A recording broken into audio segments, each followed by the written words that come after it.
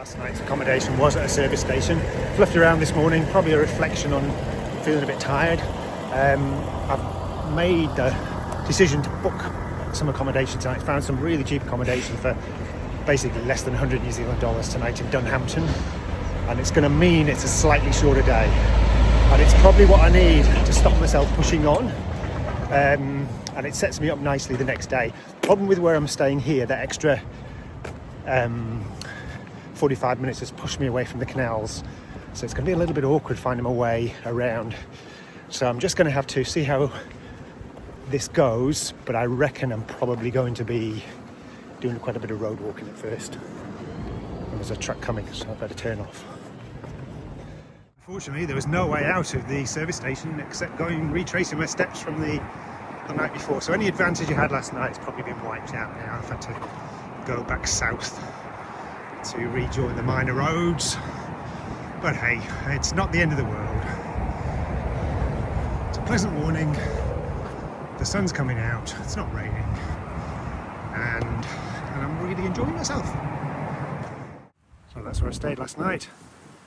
That's the motorway, and now I'm retracing back round. I knew there was a way through from the service station to this road. It looked like there were some pathways, but there's some big fences, I guess, stopping people just going. And there's a big sign saying no Niles allowed across this fence. So I thought I'd better not. So retrace my steps. And arriving at Borden. One of the funny things about the English language, you never know how to pronounce these sort of names. It could be Boughton for all I know. Probably Borden. Let me know if I'm wrong. Say this is a road.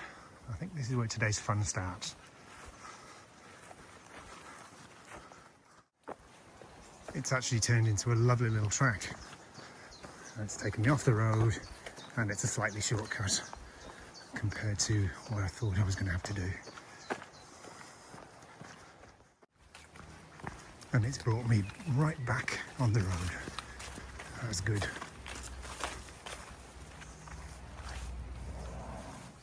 Found another path. Hopefully this will take me quite a way towards Kinnersley.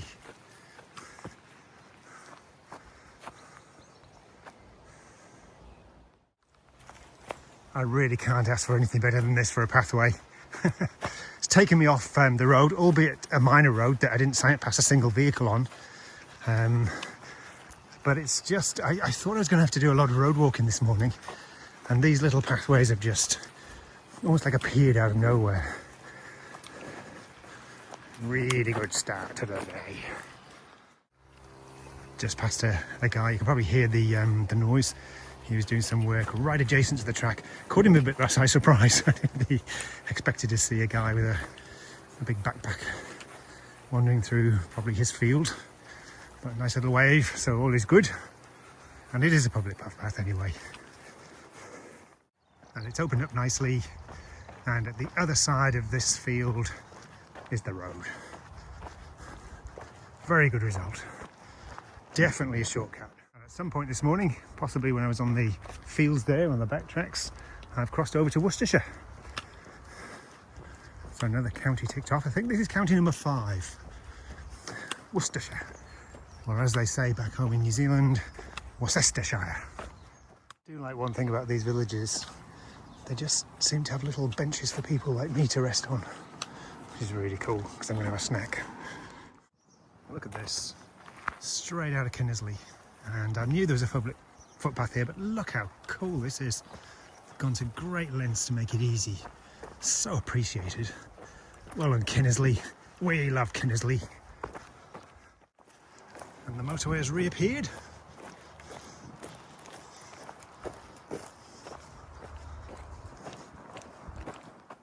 This pathway is a funny one. It looks like it's being used by horses, and it's actually quite heavy going. I did wonder whether I'd be better off sticking with the road for this little bit. The road's longer, but it looks like the pathway gets better from here. Like walking in sand. Pathway was a little bit difficult walking on there, just like sand. So it's adjacent to the road, and I took the first opportunity I could to get back on the road. It's a pretty quiet road. Had a little bit of a fall getting out of the field onto the road here. There's a bit of a dip and I stood on a branch, turned out to be a dead branch, gave way. The car was passing at the same time. The only thing that hurts my pride, I suppose, but all good. On we go. Kerswell Green. So there's the main road. It looks like I found another footpath that actually looks more than decent. Let's give this one a go. So the Ordnance Survey map I have on my phone gives me the exact path, even though there's no obvious pathway here, it tells me exactly where to head to. So I'm not just going in blind, although sometimes I do wonder. Look at this though, this is amazing. I think it must be the local cricket pitch as well, maybe, I don't know. But whoa, I'm not complaining about this. Through to another field. Or maybe this is the pathway. So this path is taking me directly, as opposed to two sides of a triangle, which is the road.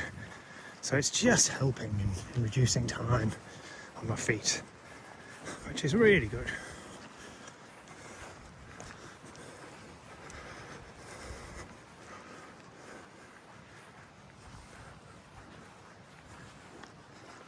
What a lovely little place, especially for a local community. So I knew that footpath was coming to an end, and I get to the end of the road and look at this. Another one. That's me well on my way. Another shortcut too. Ooh, better check my map and see which is the correct one. There's my exit point.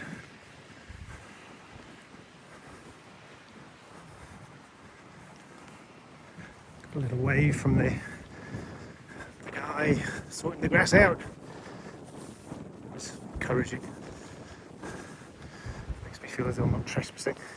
It is a public pathway, so it shouldn't be a problem. And there we have that field. And we also have another pathway, which is going to cut another corner. They don't call me Cutting Corner Nile for nothing, or CCN for short. The pathways come in round towards houses, and now in Kempsey. I've made Kempsey quicker than I thought because of all the, I guess, the shortcuts across the fields. And this is from my good mate Mark Blades, who I know has been watching the videos. A tangled up Newcastle United and lunch today is pickle again. It's on white bread. Mike Hardiman, if you're watching, this is for you. Just met a lovely, look like mother and son. So Mum took a picture of my YouTube channel. It'd be lovely if they dropped me a message. I had a good conversation. They were very helpful. So John also heard the conversation at lunchtime there, and he came over and introduced himself, and he's hopefully going to be doing the cycle in a couple of years' time when he retires. Thanks for coming over, John. Thanks for chatting. You're welcome. Stop off in Kempsey and met a mother and her son, and I didn't get the names and I didn't video them. But then I met John, who bounded out after he'd heard the conversation, and I've just started up again, and it's just amazing how it gives you that spring in the step when you have such a positive comment from people. So heading into Worcester now, and it's 1 o'clock. Just over 20 minutes to get from Kempsey to the very outskirts of Worcester, which is really good. I'm really happy with that. It's going to take me an hour, I reckon, to wade through Worcester. I might have a stop off there too. So let's see how this pans out. And a welcome sign too. I reckon they put that especially for me. Cathedral just popping up on the outside.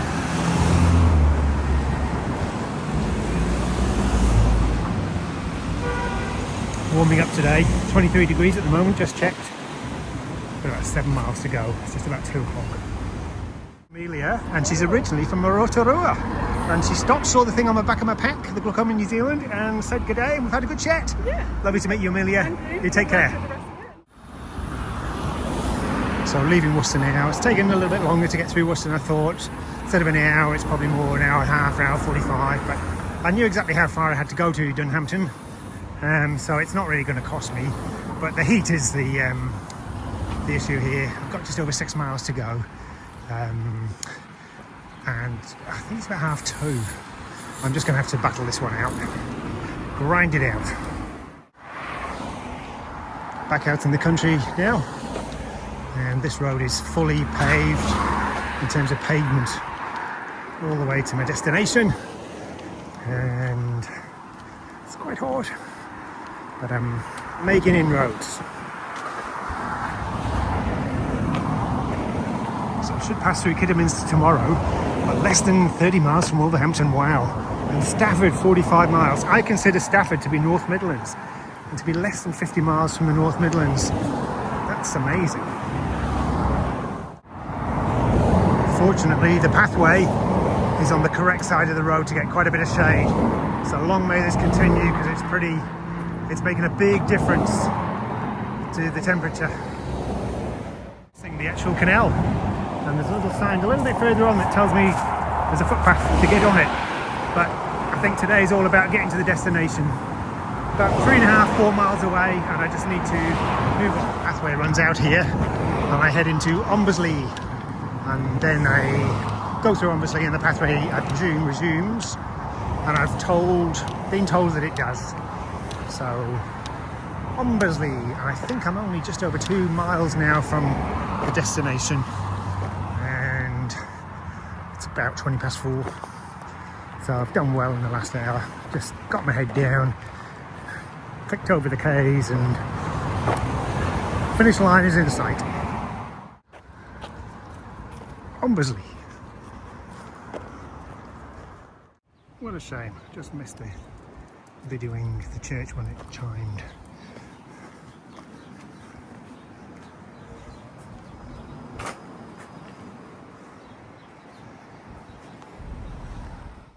Coming into Dunhampton now, it's not quite 5 o'clock, so done well. Last 7.5 Ks, last 7.5 miles I should say.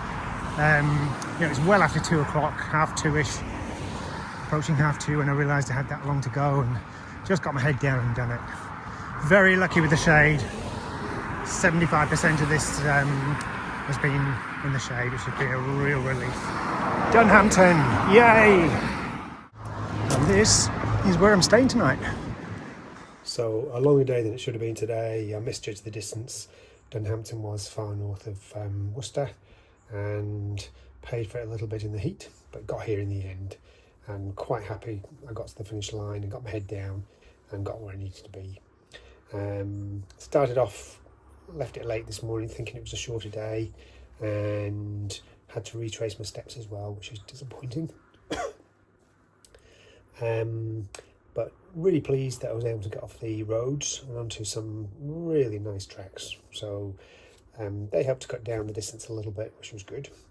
And then met some lovely people in Kempsey. John, who's hoping to do Land's End to John O'Groats on his bike in a couple of years when he retires. And then the mother and son, who were just lovely, really helpful, pointing me in the right direction. And then Amelia in Worcester. It was nice to bump into you, Amelia. And good luck in the future.